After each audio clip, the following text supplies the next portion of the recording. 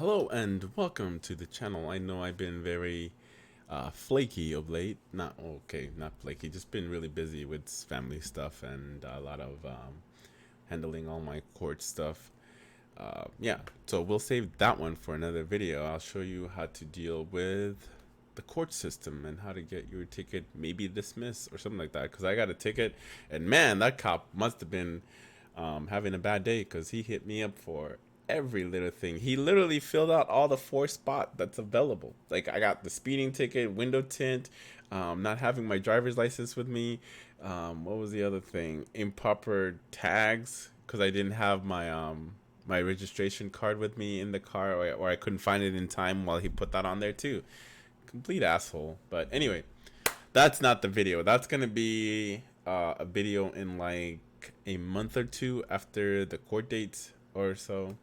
So anyway, this video is going to be talking about the 2022 Hyundai Elantra N, and that's supposed to be competitive to the Type R. Honestly, like to me, I think the Type R is a league of its own when it comes to power and handling and front wheel drive. No torque steer. Torque steer, no here. As you can see, we have the beautiful yellow one for the background. For the backdrop! I hope you guys like it. Just trying something new. So let's go ahead and cover this article real quick. And yeah, and then I'll have more videos for you guys today too, because I wanted to do several other articles I wanted to cover, but I just been busy with other stuff. So let's go ahead and do that right now though. Okay, so if you were unaware, they actually made the Veloster N, and that one kind of looks really cool. Like I like the styling of it. Like I don't know. Let me see if I can pull up a.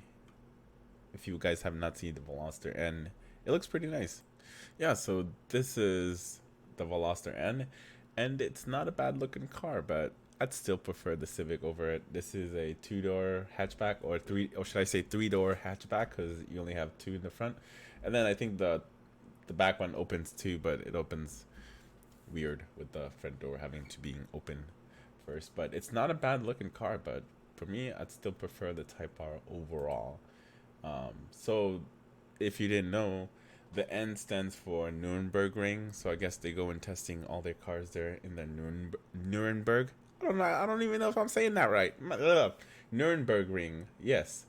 So expected to arrive for the 2022 model year, the United States as a rival to Honda Civic Type R. The hot version of the Korean compact model is still in the testing phase, and we just got a new batch of spy shots that show it driving on public roads. So I dig the dual exhaust, but to me, I don't like the current styling of the Elantra. The camo has yet to come off, but it's clear that the Elantra N will follow the footsteps of its agile sibling by getting a new, more aggressive body kit over the regular model. Like if you see just the regular looking model of the Elantra, not a fan. I don't like the way it looks, but that's just my opinion. Let me know what your thoughts are in the comments below. I'm just going based off of the previous generation, last year's, but this year we'll have a brand new styling. But it looks very, very similar to the Elantra, the 2022 Elantra. But I'm sure they'll have like different styling for the front lip, the side skirts, as well as the rear, because you want more lower for the aerodynamics, so you can, you know, stay on the floor and not go high because it's a sports car. Hopefully they're also aggressive with their price. At the end of the day, it comes down to price. Unfortunately, people are still scalping the shit out of, I'm sorry, I don't know why I said people, fucking dealerships are still scalping the shit out of the fucking Type R's. Even now they're still asking for $5,000 on top, which is bullshit. But if you look around in other states, they are, you can find it in MSRP if you look hard enough. But yeah, so it looks like it's got, I don't think these are Brembo brakes, and the tires doesn't seem like it's low profile enough for me. It looks like there's too much tread here. I need it to be itty bitty. Just kidding. Maybe it will handle potholes a lot better than the Type R, because the Type R is not a fan of fucking potholes. Man, ding so many rims with that car. But yeah, like I said, the Civic, potholes are not your friend, and you feel everything, especially if you have it on the R mode and Sport mode. But on the comfort mode, it feels a little bit better. But that car is not made for comfort. Now, if you can see, this is the 2021. This is just the regular edition Elantra. But if you see the 2022 model, you're seeing that they kept the same grille, especially on this photo right here. You can definitely tell the grille is about the same.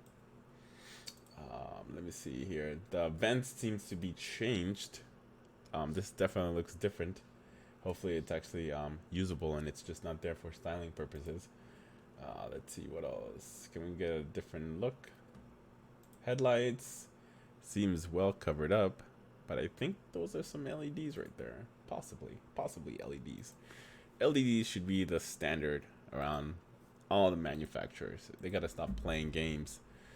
But like I said, this is like, see, this one has like low profile tires. These are 18-inch rims, and I like the way this one sits compared to this this N version. I guess I don't know why it needs to have like less tread and looking more aggressive like this one, but that's just me because I'm weird like that.